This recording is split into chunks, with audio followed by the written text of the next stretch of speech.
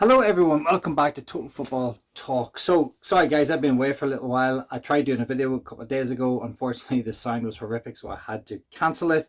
Hopefully the sound will be better on this one. We're back for a short while, then I've got to go away again. But we're back for the minute, so let's look at all of this news and transfer news coming out of Manchester United. And obviously Bruno Fernandes is the biggest talking point at the minute.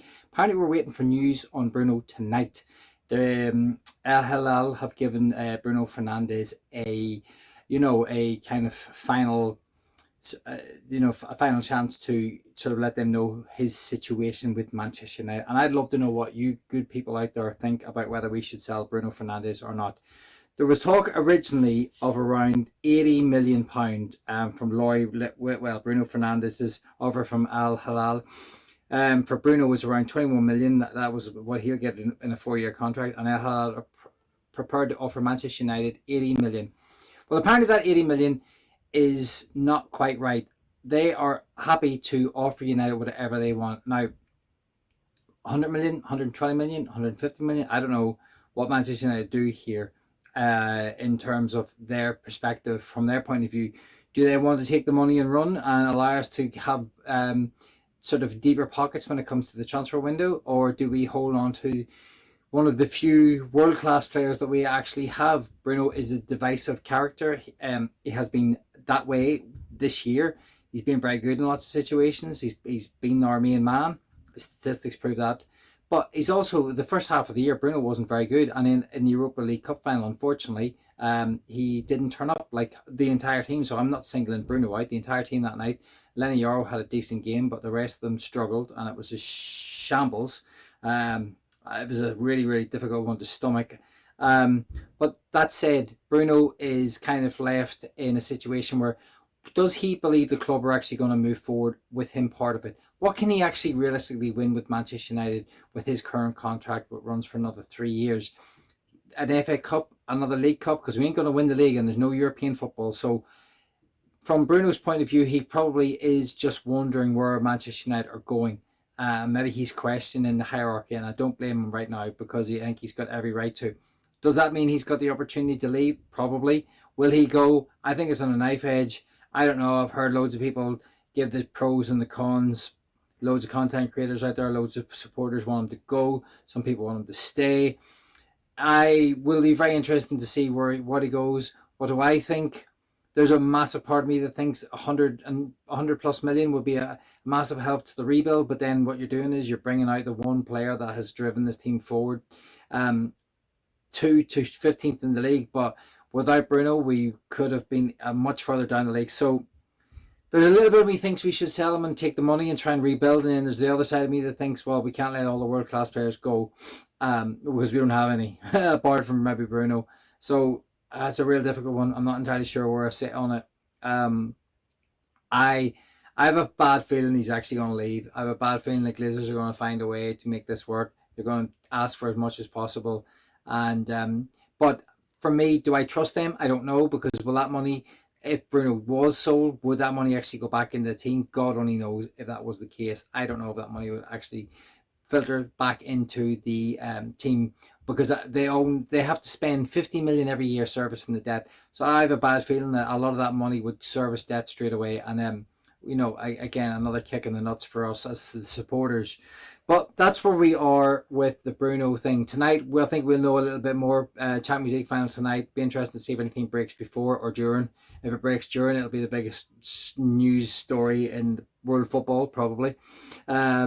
But yeah, that's where we are with the Bruno situation. Get your thoughts in. I'd love to know what you good people think. Should we sell him? Should he stay? I don't know.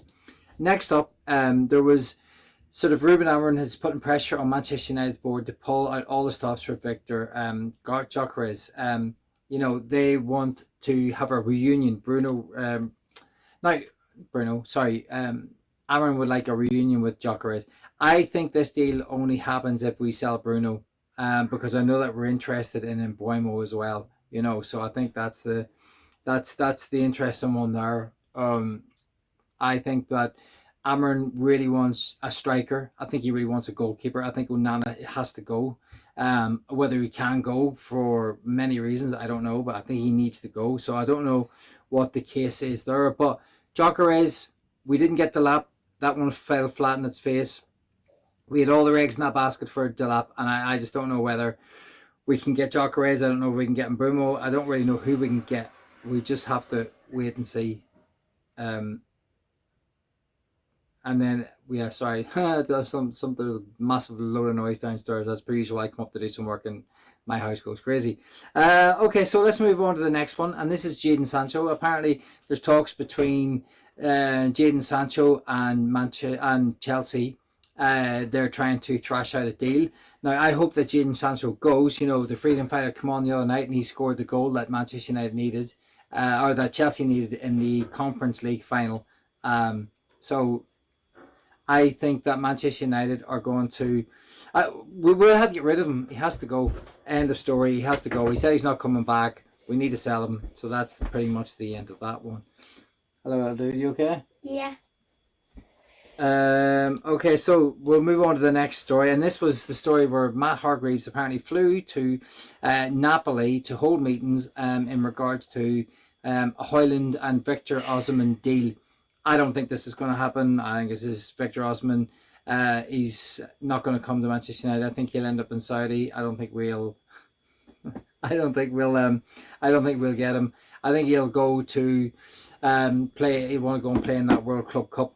So I think that'll be another one we fall flat on the face with. Gyokeres, it'll be one that we can look at, but again, will we get him? I don't know. If we sell Bruno, maybe, because we'll have money, but then clubs know we'll have money, so will the price rise? I don't know. I think actually Gyokeres has got a release clause, so we'll just have to wait and see what happens on that one. And then this was another story that was kind of coming out. It's apparently Manchester United have their eyes on Inter's Yann Bisseck.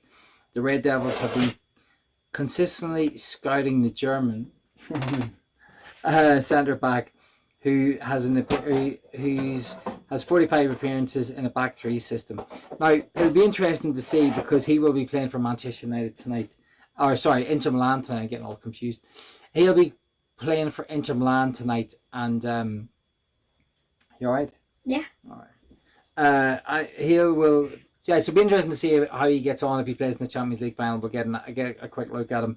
I don't know why we're looking at another young centre back when we've already looked at plenty of centre backs. We have a couple of centre backs already that are young in terms of coming through with Yoro and Heaven, who did very well on the Hong Kong tour. So I think it'll be interesting to see why we're looking at another centre back. I mean, I suppose Harry Maguire will be leaving next year. We lose Johnny Evans, we lose Victor Lindelof, so maybe we do need to have a look at another centre back, and maybe that is the reason why we've got we're keeping eyes on this lad from Inter Milan. But we'll just have to wait and see if there's any movement on that. But as I said, everything right around on the Bruno thing. In Bruno to Manchester United, there has been talk. And Ben Jacobs did say, even though Newcastle have the allure of new Champions League football, Manchester United still have the opportunity to sell their vision and what they'd like for the club to, in terms of moving forward and helping rebuild the club. It'd be interesting to see where he goes. So I don't think Manchester United are out of the race. I don't know we're fully in the race from what Ben Jacobs was saying at the minute, but I think Bruno could be an interesting one. But as Steve Houston has already kind of pointed out, look through all the pros and the cons.